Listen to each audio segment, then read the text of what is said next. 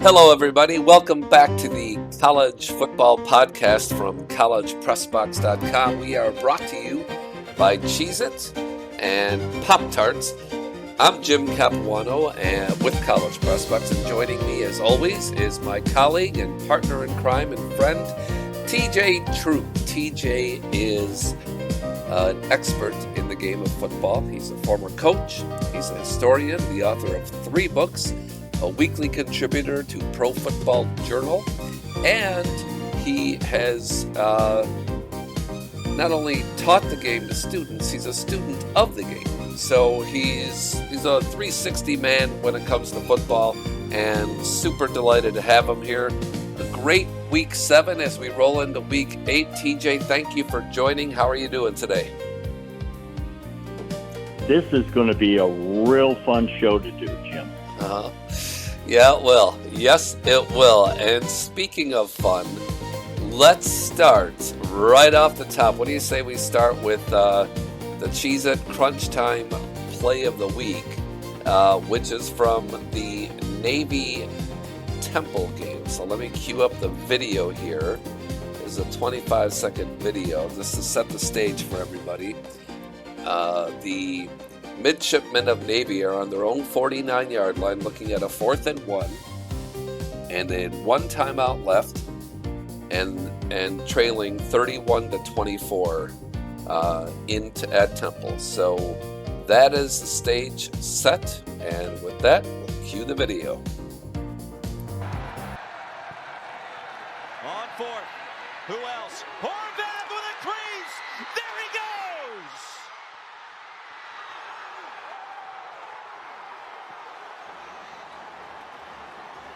On 4th and 1, it's a house call for Horvath.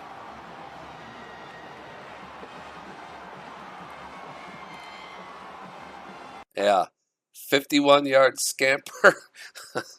And that is the Cheez-It Crunch Time Play of the Week. Here's a great snapshot of Horvath busting through the hole. If you look at number 31 here with Temple, he's got his eyes focused on Horvath, and Horvath's about ready to leave him in the dust. TJ, talk about this play. Talk about the final minute magic for Temple. And what was also interesting is rather than go for the tie, the midshipmen went for the 2 with 39 seconds left in regulation, and Horvath threw a pass to Alex Texa and ran the midshipmen's record to 6-0. What do you want to say about this game, TJ? There's lots to say. What do you have to say about it? Being a movie fan, and especially of Charlton Heston, when he takes his staff and parts the Red Sea, that's what we see on this play. I mean, Horvath goes through that hole. He's untouched. Yeah. There's nobody in front of him. But the key to this is, and this can be at every level of football, Ben Purvis, number 68, left guard, is a senior, by far the best lineman for the midshipmen. You watch his trap block on this play. It is textbook. Well, let me bring it up again here. Let's see. Let's look at number 68. He said he's a left tackle. No, left guard. Left guard. Left my guard. mistake. Okay, my mistake. Okay, here we go. On 4th. Oh, yeah, there it is. Yeah, he takes on number 22 there, right there, blows him up, seals the hole there. Yeah, let's, right there. There it is. Yeah, beautiful. Yeah, absolutely. Yeah. Yeah. I mean, that's how you draw the X's and O's up on the chalkboard. It doesn't always work out that way, but it sure did this time. And in watching other parts of the game, Horvath ran very, very well, running to his right outside. Had some key runs in the game. I mean, you look at his stats for the game, and he's a fine passer. So when they went for 2 and he rolls right, I don't know what his thought process is along the lines of, I'm going to run it in. But when he sees the receiver open in the end zone, I mean, it's low, hard, accurate, and the receiver makes the catch, victory for the midshipman. So what a classic victory. Yeah, incredible victory. And, what's also pretty cool about it, just to be more old school here, because they have more yards rushing than passing by over 100 yards difference than midshipmen, which is typical for them. But the fullback, Alex Texa, caught the ball, the 2-point conversion. So you got to love that too, right? Absolutely. That's old school, baby. Yeah. Horvath, 19 carries, 155 yards, 2 touchdowns. His longest run, of course, was 51 yards. And brilliant win for the 6-0 Navy midshipmen to earn this week's Cheez-It Crunch Time Play of the Week. Anything else on this you want to talk about, TJ, or shall we move on to something else? Let's move on and discuss the Hoosiers and the Ducks. The Hoosiers and the Ducks, yeah. Would you say that's the game of the year so far in college football? Well, for me it is, but I'm not sure that Oregon fans would list it that way. Yeah, so let's break this game down.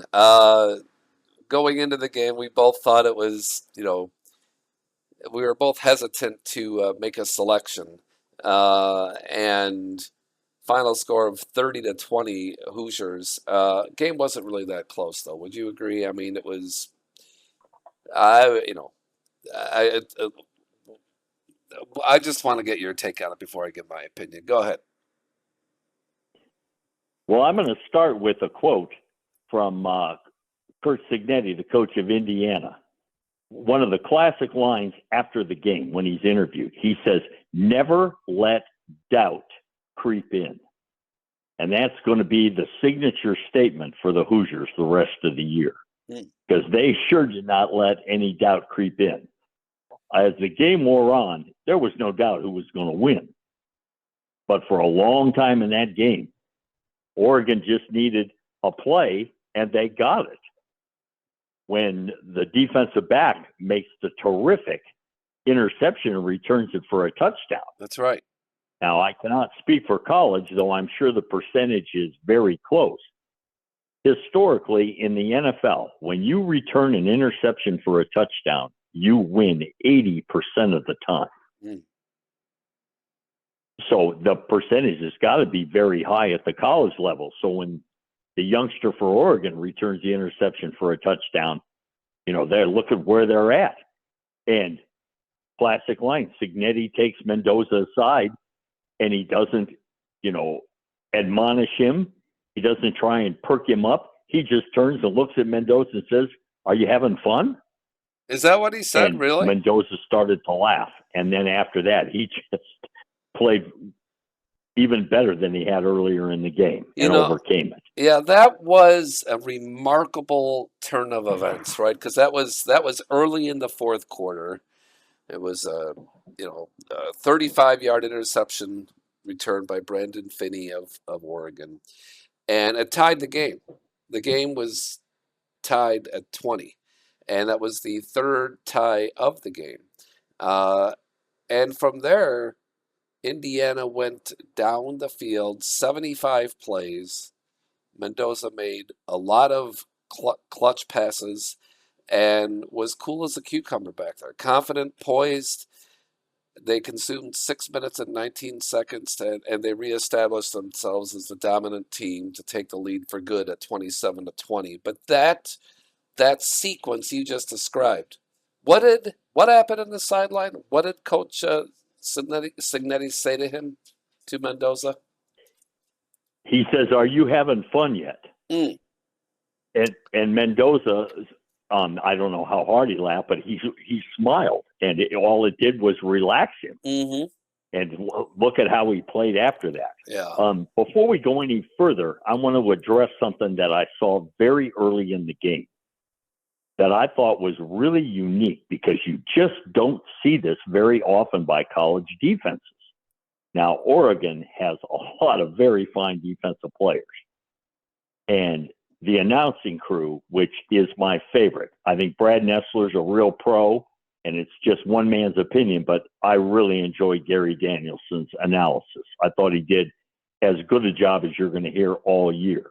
And he kind of mentioned it a couple of times, but Oregon aligns its secondary based upon where the ball is.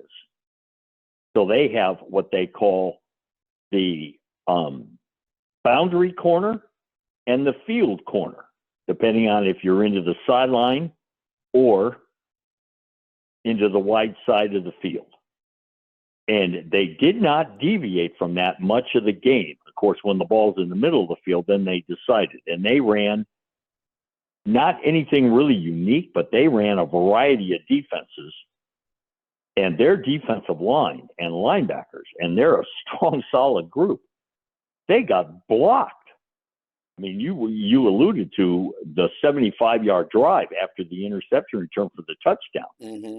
When I'm watching those and they're showing replays of some of those plays, the Indiana offensive line took the game on their shoulders and just pass blocked and run blocked, and they did their jobs. I also thought it was interesting that the ball was not spread around. When the game was on the line, Mendoza threw to his two excellent receivers. And, of course, you can see their stats. And they keep giving the ball to their one running back, or he ran with the ball a few times. I mean, the ball did not go to many different people. Now, was that my question right away is, was that the game plan going in, or just did Cignetti and Mendoza go, okay, we're going to put the ball in the right people's hands and we're going to get this done? You know, it's interesting because you said earlier about the Navy quarterback being able to pass to his right and run to the right. Every one of Mendoza's passes in that drive to give him the lead for good, 27-20 after that pick six, was to the right, except for one, which was over the middle. There were two over the middle, but the rest were all to the right-hand side. Nothing to the left, nothing deep. So it's interesting that, yeah, they came out guns blazing. I mean, the first play after the game was tied at 20 was a running play for 2 yards. Then he completes a pass over the middle for 9 yards for a first down. And then he comes right back for a 3-yard pass. Then they rush, and then he throws another pass over the middle. And was just picked up, was good for no yards. But there was an offsides penalty that gave them 5 yards. So that pass was taken off the board. But, I mean, his longest pass of that entire drive was a 13-yard pass to Elijah Surratt, who had an amazing game and really, really, had a big coming out party in this game for them. So it was yeah, you're right. I mean, Coach Cignetti took the heat off the kid, off of Mendoza. Reminded him it's a game just by saying, hey, are you having fun yet? And the kid went out there and played free and loose, and you have to be, right? You got to be free and loose in any game you're playing. You can't be uptight and overthinking. Otherwise, you're taking the fun out of it and kind of squeezing yourself. Like, you're not being if you're free and in the zone, you got to get shot. If you're not, then shame on the coach and shame on you for allowing that to happen, right? I mean, there's a choice there to be made, right? And Cignetti was guiding Mendoza, it sounds like, in the right frame of mind and the right mindset and the right just way of being. I'm babbling here, but I think it's important to stress that. What do you think, TJ? Absolutely agree with everything you said. This victory by Indiana takes nothing away from Oregon. They are an outstanding football team, and overall, they really played a rock-solid game. They just played a team that was better. And I read a lot of body language from coaches. And as Indiana got the lead, and I'm watching Coach Lanning for Oregon, and their offense, they were, I won't say misfiring a lot, but they were just struggling. And of course, I don't want to go any further without I got to give credit to defense. Yeah. If Aiden I would be very surprised if Aiden Fisher of Indiana is not a finalist for the Butkus Award. I mean, he had just an outstanding game, but his compadre, Isaiah Jones, with help from Tucker, they had a fourth down stop that was one of the best defensive plays of the game. Talk about that play, TJ. Well, it's just how quickly they rallied to the ball. When you see the duck with the ball and you see those two converging on him, it's like, wow, they're not going to get anything. Oregon got nothing easy offensively.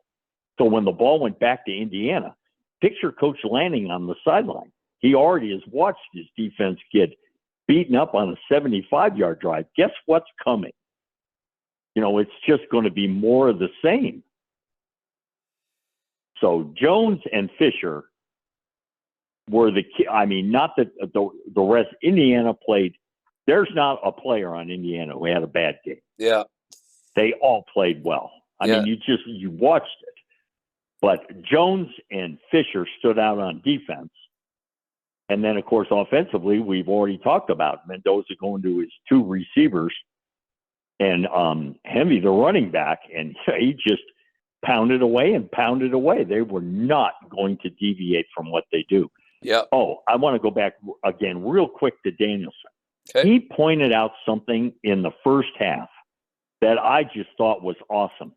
They come out of the huddle. They, meaning Indiana, comes out of the huddle and line up, and Danielson calls it out right away. Indiana is an unbalanced offensive line to the right. And they had, I don't know if they had ever showed this in other games, but they waited till they were down in the red zone, and they scored the touchdown on it. And you could see on the replay that the Oregon front seven did not adjust to the unbalance. And it was an easy touchdown run in there. Uh-huh. So I thought, Gary Danielson, great job. And boy, it's like, I'm going to make the perfect call at the perfect time. So it was a day for the Hoosiers. Yeah, it sure was. Congrats to the Hoosiers. Great win for them. And we'll see where they go from here. But ranked number 3 in the country. My book, they should be number 1, given what they just accomplished. First time in 23 games. Oregon lost a game at home. It's just amazing. So a good job for them. A great job by them. And congrats to the Hoosiers. And speaking of congrats, we'll stay in the Big Ten, and we're going to bring in our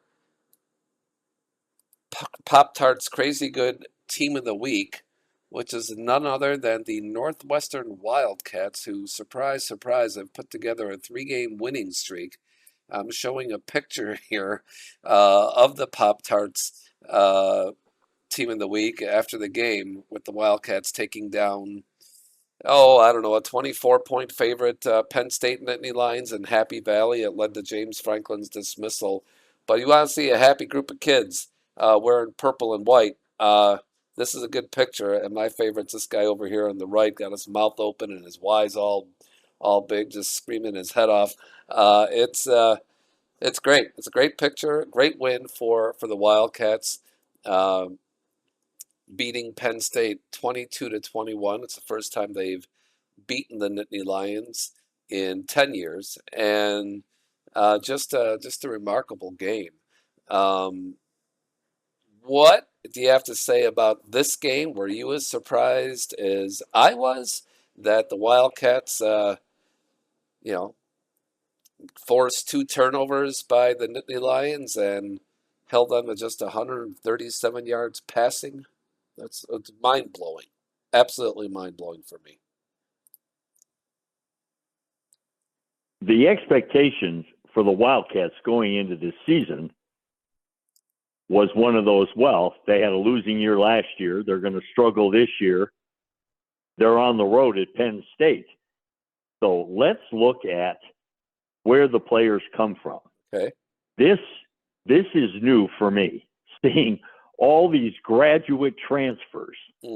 So let's go first to the offensive line. Okay. Northwestern has a future. Well, I know he's going to get drafted. We just don't know how high up. He is massive.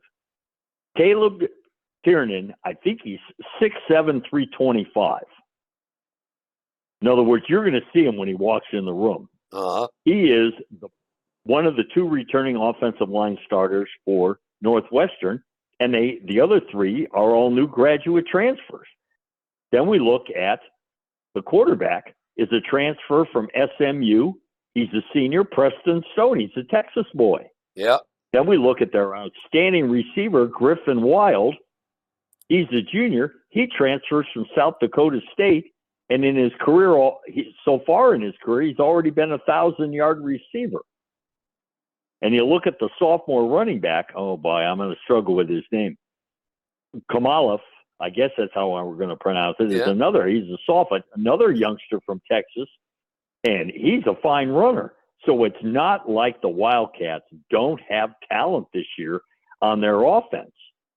And of course, as we go into the fourth quarter, Penn State's ahead 14-13. Okay, this is time for the Nittany Lions to hold serve and put these guys away. Uh-oh. And I mean, that's uh-oh with an exclamation mark at the end. The Wildcats were not going to be denied. Uh-huh.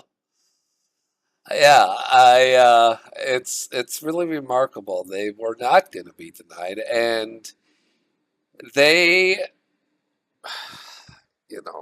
they took the lead with 4:51 to go on a drive that covered 75 yards. That is not something you expect the Nittany Lions to allow, right? And their home turf, but it was just an 11 plays, and it was the third time that Northwestern had run at least 10 plays to lead to some scoring. The first 2 led to field goals, but they were dominating. They were controlling the line of scrimmage when they had the ball throughout the game, not just at the end. And so there was really no reason to expect at the end that they're going to just crumble, because they had already shown. And I guess this gets to the rhythm of the game that I'm getting to, TJ. In the rhythm of the game, you've got no matter what position you're playing, you got 10 other guys in the field with you. If you've moved 12 yards on the opening drive, 12 plays, you ran 12 plays and resulted in a field goal to take a 3-0 lead. And then to end the first half, you run 10 plays and cover 60 yards to kick a field goal. You already know you could believe it, but you already know for a fact that you can move against the Nittany Lions if you're on the Northwestern offense, correct? You know that. Absolutely. I mean, if that's not a confidence builder, I don't know what is. Yeah. And I'm sure there's times. Of course, we're not in the huddle with those youngsters, but there could have been an offensive lineman who turned and looked at young Mr. Stone and said, "Run the damn ball over me. I got my guy." That type of thing. Yeah. And of course, if Caleb Turner turns to me and says, "Run the ball over me," I might take that under advisement. So. Yeah, well, they sure did. I'm just looking up the play calling here for them to take the lead here. But it was this drive was just an incredible drive, and it was. He had a couple of passes, but once they crossed midfield, it was actually no, it was pretty balanced. Actually, strike that. Preston Stone threw a couple passes. It was very balanced actually, but the runs were generally up the middle, like right through the heart of the defense, and it's just amazing to me. I mean, it's an amazing, including the one for the touchdown. Caleb Komalafe running 9 yards for the go ahead score right up the gut. I mean, that is a statement. That's isn't it saying, hey, we're gonna bust you in the mouth and we're better than you, right? I mean, that's what they're doing, right? Yes, sir. And not that I don't enjoy the teams throwing the ball all over the field, which we see today. But where we've gone in our discussion today is we've gone back to old school football. We're mixing run and pass and having long drives. Well, this is like the heyday of the Big Ten. Yeah. We're going to run the ball. We're going to complete some passes to our main receivers, and we're going to beat you because we're the Big Ten. Yeah. So both Northwestern and Indiana, you could just take their drives and showcase those at a clinic and say, this is how you take the ball down the field. Yep. So I don't know what the future holds for the Wildcats, but what a tremendous victory and well-deserved being team of the week. Yeah, absolutely. No doubt about it. That's awesome. All right, well, kudos to the Cats this week. They are home to Purdue. So we'll see if they can back that big win up with the game at the, should be an interesting one. All right, TJ, let's turn a corner and talk about Week 8. We're on the cusp of we're heading down the home stretch here, so to speak, for several teams have qualified for bowl season now. What game do you want to particularly focus on for this week? I'm headed back south. Okay. We're going to have Ole Miss at Georgia. Okay. All right. So let's talk about it. What are you looking at here? Well, the first thing is I want to know, is Mississippi really this good? Uh-huh. Well, their alma mater, Jackson Dart, their former quarterback's doing okay in the NFL so far in his 3 starts, but keep going. Right. Keep going. Well, and of course, Georgia, we know their pedigree and their big victory over Tennessee, which I followed. So this will kind of give me a chance to evaluate the conference a little bit and see, well, how does Ole Miss measure up? Was Georgia better in this game? Did Kirby Smart do it a little differently this time? So it's Southeast Conference football for me. We're between the hedges. Mm-hmm. Yes, sir. Yeah, we got number 9 Georgia and Mississippi ranked number 5. Mississippi unbeaten in the SEC. No team is ever going to go right these days the way that's the SEC's broken out. Do you think it's I'm not calling for Ole Miss to lose here. I haven't really looked at this game yet, but it's tough. It's a tough track to run through in the SEC to expect to go unbeaten with the schedule these guys are playing. Don't you think? Absolutely. Is it possible that no team in the SEC escapes without at least one conference loss? And then, my gosh, I don't know how they decide then, the tiebreakers. But that's not for me. My job is to watch the games and evaluate perimeter defense and pass routes and unbalanced line and things that I feel comfortable with. Okay. So what do we need to watch for in this game? Well, I think it starts with the Mississippi offense. I think it starts right there. Georgia. We know how Georgia's defense responded against Tennessee as the game wore on. They just stopped them. So it's going to go right there. Okay. All right. So Georgia's defense against Mississippi's offense. It's interesting because last time they played, Mississippi only allowed 245 yards to the Georgia offense, which was the fewest for a Bulldog team since 2017.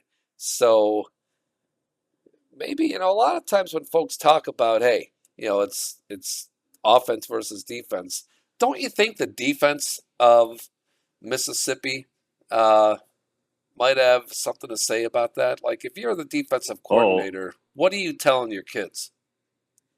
Oh, absolutely. It's when you're out on the field, all those years I coached, depending on what side of the ball I was on. I mean, I'll be very brief on this.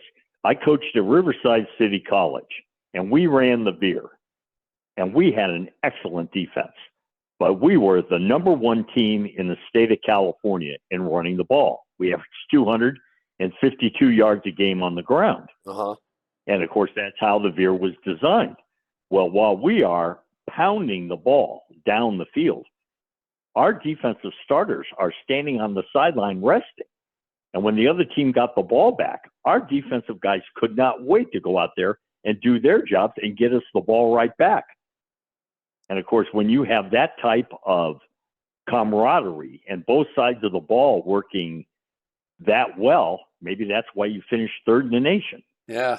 So they would, and I mean, our defensive starters, we could hear them. You know, as I'm down there standing next to the head coach and we're sending the play, we could hear our defensive starters laughing at the defense of the other school getting, you know, pounded on down the field. But then when they went out on the field, they were the ones who got after the other team. And like I say, that's why we were so successful that year. So why can't Mississippi's defense have the same thought process? Yeah. You know, we're known for our offense. Now it's our turn to go out there and carry our fair share of the load. Yep. Yep. And let's talk a little bit about Kirby Smart, and then we could put a bow on this. But I'm just looking at the Georgia game notes here at CollegePressbox.com, and it says here that the Bulldogs are 7-0 against top-ranked opponents between the hedges under Kirby Smart. 7-0 at home against top 10 ranked opponents. That says something. Well, that is, yeah, it sure does. It obviously it's similar to what Signetti faced. He's going out to Oregon, and they've won 18 in a row at home. So why can't Mississippi, you know, go in there and with the same mindset? We're going to be the first team to knock these guys off here. Yeah. Of course, the other part of the equation is, can we do it? Can they do it? Can we do it? That type of aspect. Right. So I expect a really, really close, hard-fought game. Okay. Have you got a prediction, TJ? Yeah, I think that Georgia's going to get this done. Okay. All right.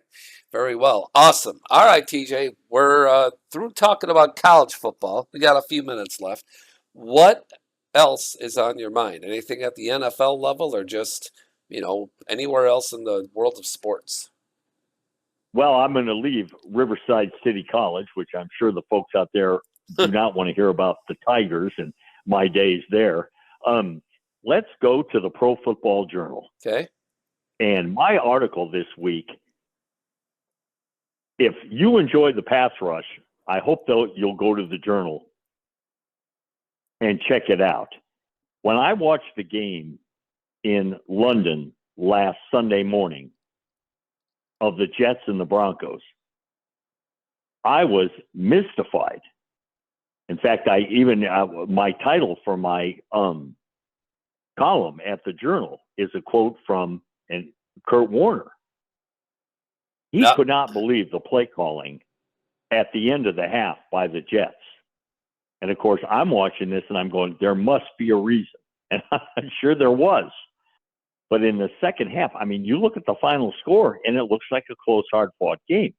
But as the game wore on and you watch that Denver pass rush come after Justin Fields, he finishes with negative passing yardage for the game, which will take me back historically that I thought, well, when's the last time we had a quarterback finish with negative passer yardage for a game? And in 1998,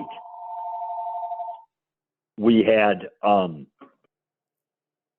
gentleman by the name of Ryan Leaf playing for the Chargers, complete 1 of 15 for 4 yards.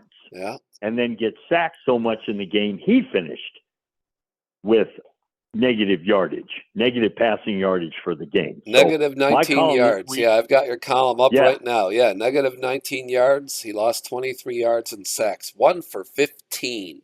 That's pretty good passing. 1 for, yeah. I mean, and of course, we know the long and distinguished career he had in the NFL. He had a tough go. Yeah. Yeah, he had a tough go. So for those folks that like the pass rush, boy, that's my column. And There's a few other aspects in there. There's a writer by the name of Brandon Walker, and obviously he's not very good at doing his homework because he goes to my team, and he says the 1985 Bears set the standard with 72 sacks. And I'm going, how hard would it be to look that up? Now, the 1985 Bears, Super Bowl champions, they had a tremendous pass rush, and they recorded 64 sacks. But it's the 84 Bears, the team the year before, that set the standard with 72. Yeah. Which you talk about unbreakable records. What team is going to record 136 sacks over 2 years? Yeah, it's I remember those teams, and they were amazing teams. Yeah, the 84 team didn't get it done. The 85 team did, and a lot of folks thought that there should have been another one in there someplace. But, hey, we got what we got here in Chicago. It was 40 years ago. It doesn't seem like it, but it is a long time ago. It's 2 generations ago. So, but that was a historic team. They were menacing the defense, and I vividly remember those playoffs. I'm sure you do too. And not one quarterback was able to withstand that Bears defense. They just rolled through the playoffs. So they were an amazing team. But yeah, you got to do your homework. So Brandon Walker, get better. All right. So TJ, thank you very much. We got to call it a show here. Really appreciate your time here, and it's great being with you. We will see you next week. Enjoy the games this weekend, everybody, and remember, nothing goes better with a football game than if you're going to watch the NFL game on Sunday morning, enjoy it with some Pop-Tarts. And if you're going to watch college football or NFL, Cheez-It is the perfect snack for anything. We will talk to you later. Have a wonderful weekend, and we'll catch up in the next week. Thank you, TJ. So long, everybody.